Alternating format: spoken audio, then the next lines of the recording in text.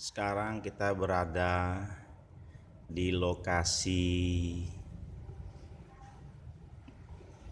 tipologi benteng Spillbox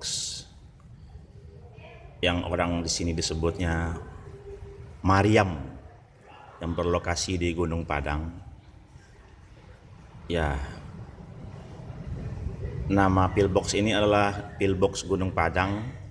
Fungsi sekarang sebagai objek wisata. Dibangun dalam tahun 1942 sampai 1945, yaitu dibangun oleh bangsa Jepang.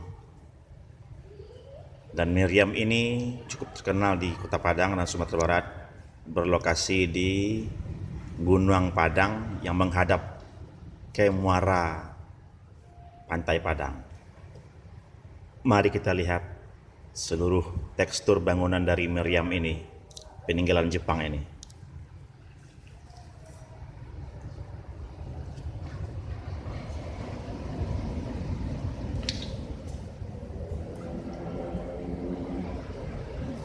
Ya, itulah meriamnya.